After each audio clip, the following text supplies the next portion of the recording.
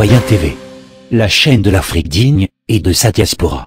Au sommaire, Côte d'Ivoire, Sénégal, Ouganda, actualité en RDC, actualité en Chine et pour finir, France.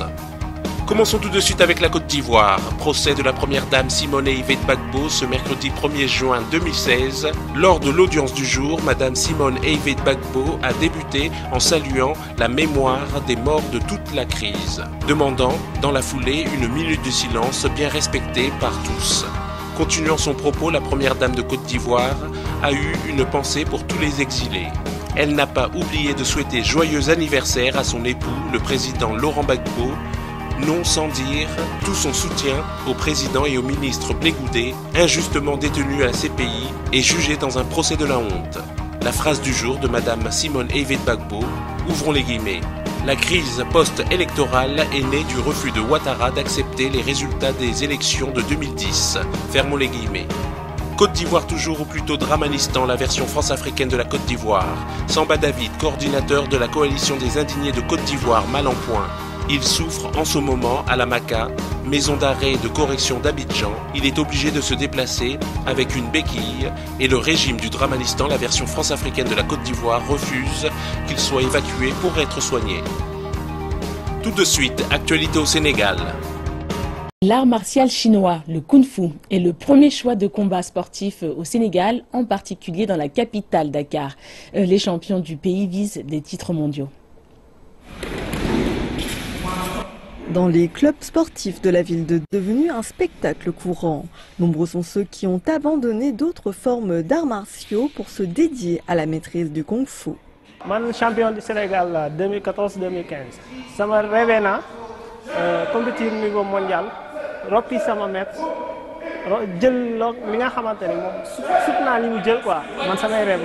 J'ai pratiqué le karaté pendant longtemps, presque 10 ans.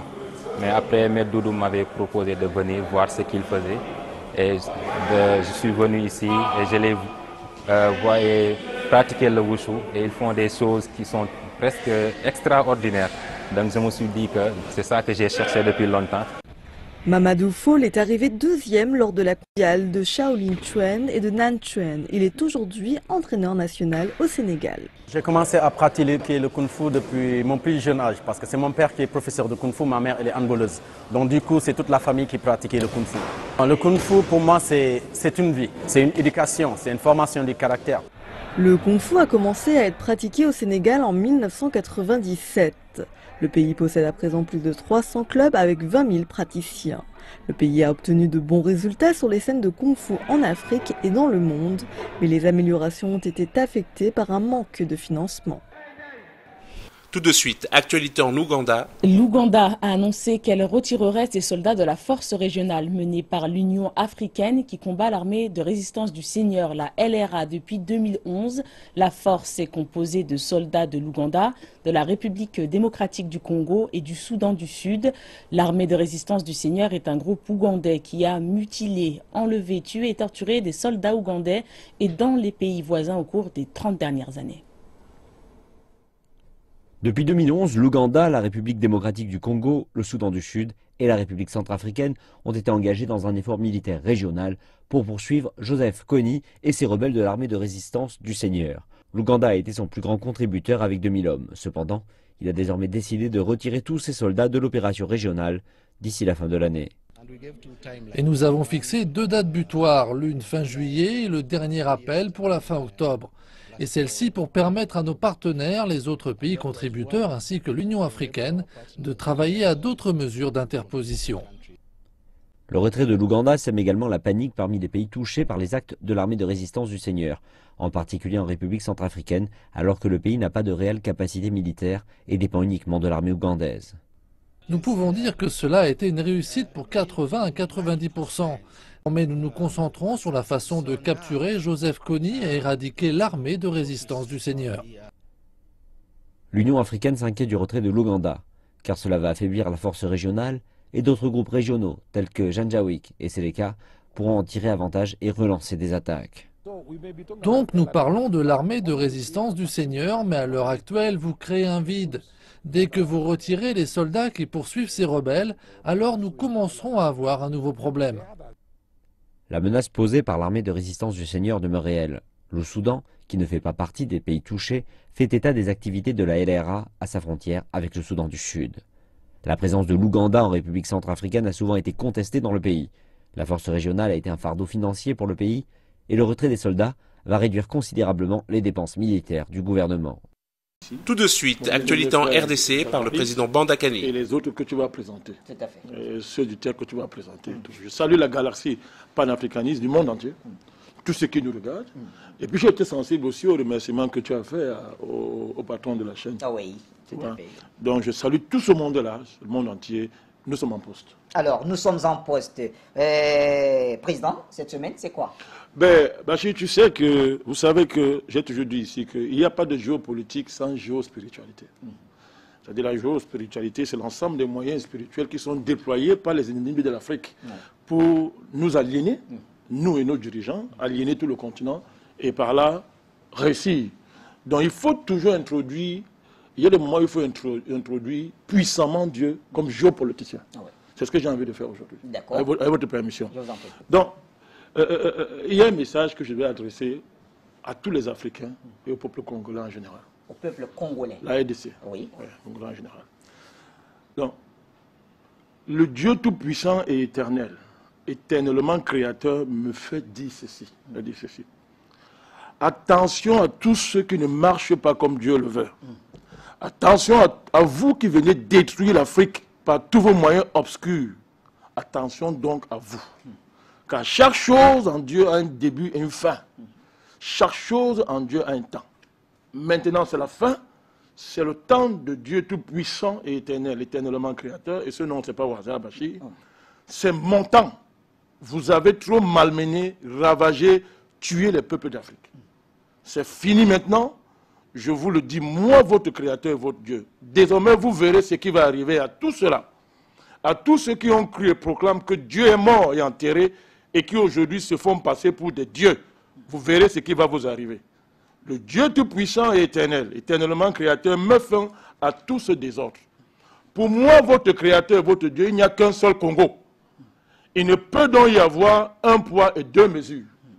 Ce qu'ils appellent élection ou pas. Élection, constitution ou pas constitution, moi j'ai choisi pour vous, Joseph Kabila, comme dirigeant de ce pays. Le Congo, et comme fils d'Afrique, qu'on le veuille ou pas. C'est lui qui est mon choisi. Il reste donc votre président jusqu'à nouvel ordre, et quiconque ose se dresser contre lui, ou contre son peuple, et le peuple d'Afrique tout entier, verra.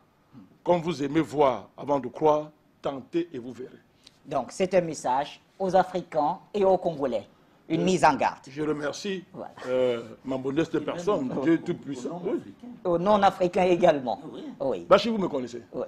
Vous vous souvenez, il y a des choses que j'ai dites sur ce plateau. Vous vous souvenez au plus fort de la crise en Syrie. Oui. Alors que personne ne croyait que Bachar Assad devait être dit, au début de l'Afrique médiatique, que je vous avais dit, il ne tombera pas. Vous avez assisté à cette fameuse conférence où j'ai dit des choses. Vous êtes témoin de ces choses. Je n'aime pas jouer aux religieux, je ne suis pas un religieux. Mais nous ne pouvons pas vaincre ce combat si nous ne mettrons pas le Dieu tout-puissant au centre de cette affaire. Donc, les gens vont voir le président Kabila. Parce qu'on peut accepter qu'on modifie les constitutions partout. Les gens modifient partout. Les gens qui nous sacralisent les constitutions sont les premiers à les violer quand les intérêts sont en jeu. Il y a le cas irakien, il y a le cas syrien. Il n'y a pas une constitution en Syrie, il n'y a pas une constitution en Irak, il n'y a pas une constitution en RDC, en RCA, il n'y en avait pas en Côte d'Ivoire, il n'y en avait pas au Mali. En Côte d'Ivoire, il y avait une cour constitutionnelle, un président, il y avait une constitution. On allait jusqu'à faire déclarer les résultats des élections dans le quartier général d'un candidat, alors qu'il y avait une constitution. Quand ça les arrange, les constitutions ne sont pas sacrées. Quand ça les arrange, elles deviennent sacrées. Le président Hollande n'est-il pas en train de modifier la constitution en France parce que les circonstances l'exigent? Pourquoi le président Kagame peut modifier? Le président Sassou peut modifier, mais pas le président Kabila. Pourquoi? Il faut que nous appliquons, nous réfléchissons. Donc il y a des moments où les débats intellectuels doivent s'arrêter. Il y a une démonstration de puissance du Dieu éternel, de Dieu tout-puissant, éternel, éternellement créateur. Et il a choisi la modeste personne que je suis, et je le remercie pour ça, pour annoncer ce message. Moi je termine, donc je demande au peuple congolais en RDC de descendre dans la rue pour soutenir les vrais Congolais, descendre dans la rue pour soutenir le président.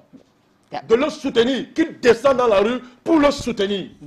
Parce que il faut qu'on montre au monde entier que nous sommes plus des enfants, qu'on peut manipuler à tout bout du chemin. Nous ne sommes plus des enfants qu'on peut manipuler à tout bout du chemin. Je reviendrai à vous, messieurs. Tout de suite, actualité en Chine. Hier marquait la journée mondiale sans tabac et chaque année depuis 1987, l'Organisation mondiale de la santé encourage la population à ne pas fumer le 31 mai et à réfléchir aux conséquences du tabac sur la santé. Selon les statistiques mondiales de la santé, 1,1 milliard de personnes fument à travers le monde et le tabac provoque chaque année 6 millions de morts, dont 600 000 du fait du tabagisme passif. La Chine compte 315 millions de fumeurs, plus d'un quart des hommes chinois fument. Les maladies liées au tabac tuent chaque année 1 million de Chinois, soit près de 3 000 par jour. Et 100 000 autres meurent du tabagisme passif. Et pour finir, actualité en France par Dieudonné. Pareil pour la non-assurance, hein. Oh, c'est le carton plein. Oh, j'en parle à chaque fois, mais n'hésitez pas à tester la non-assurance, vous allez gagner du fric. Qu'est-ce que vous risquez à part gagner du pognon? Un anacrédit, bon. Je vous avais prévenu, oui ou non? Oui? Oui, bah oui, je vous ai prévenu. Mais là, on peut pas parler d'un succès, on peut parler d'une affaire d'État. Voilà. Ouais. Je savais que s'attaquer aux banques, j'allais avoir chaud aux miches, mais là, ça risque d'accélérer le processus de mon retour au Cameroun.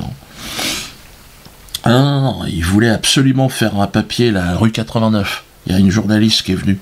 Je lui ai dit, mais qu'est-ce que ça peut te foutre? Elle me dit, ben non, parce qu'elle me suit. Elle me crache à la gueule depuis quelques années, cette journaliste.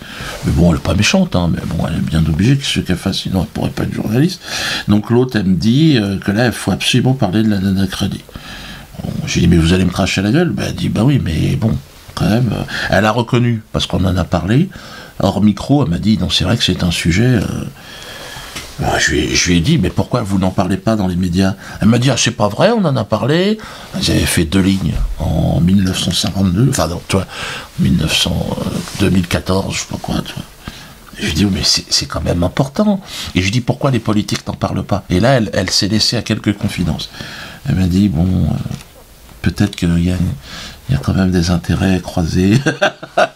Non, mais bon, je vais pas aller plus loin, parce qu'elle a un boulot, elle bosse au Nouvel Obs.